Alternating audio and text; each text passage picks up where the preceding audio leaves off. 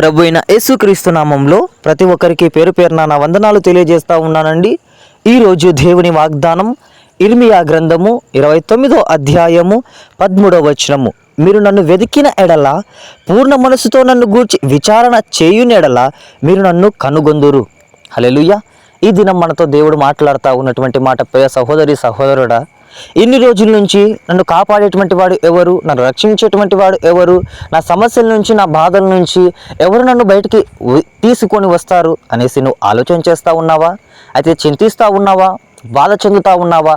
అయితే ఇక్కడ దేవుడు నీతో మాట్లాడుతూ ఉన్నటువంటి మాట, ప్రియ సహోదరి సహోదరుడా, ఇవన్నిటిని కూడా నువ్వు ఎదిరించాలి అంటే, ఇవన్నిటిని కూడా నువ్వు దాటుకోవాలి అంటే ఒక పని చేయాల్సి ఉన్నది. హల్లెలూయా. అయితే ఇక్కడ దేవుడు మాట్లాడుతూ ఉన్నటువంటి మాట, పూర్ణ హృదయముతో, హల్లెలూయా, పూర్ణ వివేకముతో, పూర్ణ ఆత్మతో విచారణ కలిగి ఎప్పుడైతే నీవు వెతుకుతావో అప్పుడు ఆయన దొరికేటువంటి వాడై ఉన్నాడు. హల్లెలూయా. ఈ లోకంలో నువ్వు దొరికితే బంగారం దొరకచ్చు, ఆస్తులు దొరకచ్చు, గృహాలు దొరకచ్చు, స్థలాలు దొరకచ్చు, డబ్బులు దొరకచ్చు.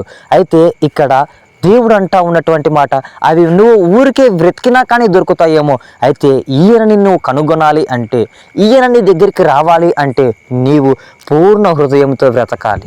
హల్లెలూయా. పూర్ణంగా నువ్వు విచారణ చేయడం మొదలు పెట్టాలి. హల్లెలూయా. అట్టి రీతైనటువంటి విచారణ, అట్టి రీతైనటువంటి ఆత్మ నడిపింపు చేత ఎప్పుడైతే నీవు ముందుకు వెళుతావో ఆయన దొరికేటువంటి వాడై ఉన్నాడు. హల్లెలూయా. అయితే పూర్ణముగా మనం వెతకాలి అంటా ఉన్నారు. ఎలా వెతకాలి? హల్లెలూయా. అయితే మనం చూసినట్లయితే పున్నమి నాడు చందమామను చూసినట్లయితే ఎంత రౌండ్గా ఉంటుంది. హల్లెలూయా. అట్టి రీతిగా అంత ఆత్మీయ స్థితి కలిగి అలాగ ఎప్పుడైతే నువ్వు వెతుకుతావో ఆయన నీకు దొరికేటువంటి వాడై ఉన్నాడు. హల్లెలూయా. అయితే అవన్నీ కూడా ఆయన మనకు దొరికిన మనకి అన్నీ కూడా సమకూర్చబడతాయి. హల్లెలూయా. ఈరోజు సొలొమోను అన్నటువంటి జ్ఞాని దేవుని దగ్గర నాకు జ్ఞానం కావాలి ప్రభు అనేసి అడిగాడు. అయితే సిరి సంపదలతో పాటు ఆస్తులు అంతస్తులు అన్నీ కూడా దేవుడు తెచ్చి ఉంచి ఉన్నాడు. హల్లెలూయా. ఈరోజు నీవు కూడా లోకంలో ఉన్నటువంటి వాటి కోసం, లోకంలో ఉన్నటువంటి దాని కోసం ఆశపడతా ఉన్నావేమో. అయితే ఈ లోక డబ్బు శాశ్వతం కాదు, ఈ లోకంలో ఉన్నటువంటి గృహాలు శాశ్వతం కాదు, ఈ లోకంలో ఉన్నటువంటి పొలాలు శాశ్వతము కాదు, నీ పిల్లలు శాశ్వతము కాదు, నీ భర్త శాశ్వతము కాదు, నీ జాబు శాశ్వతము కాదు. కానీ పరలోక రాజ్యం, ఆయన్ని నువ్వు ఎప్పుడైతే శాశ్వతంగా దేవుణ్ణి వెతుకుతావో ఆయన దొరికి నిన్ను నిన్న నేడు నిరంతరము కూడా వదలుకోకుండా కాచేటువంటి వాడై ఉన్నాడు. హల్లెలూయా. ఈరోజు మన స్థితులలో మనం చూస్తూ ఉన్నట్లయితే చనిపోయేటప్పుడు ఏ వ్యక్తి కూడా ఒంటి మీద ఉన్నటువంటి బట్టలతో సహా ఏమీ తీసుకొని వెళ్ళలేకపోతా ఉన్నాడు. హల్లెలూయా. అయితే నీ ఆత్మ ఎన్ని ఆత్మల్ని పరలోకానికి చేర్చగలుగుతూ ఉంది. హల్లెలూయా.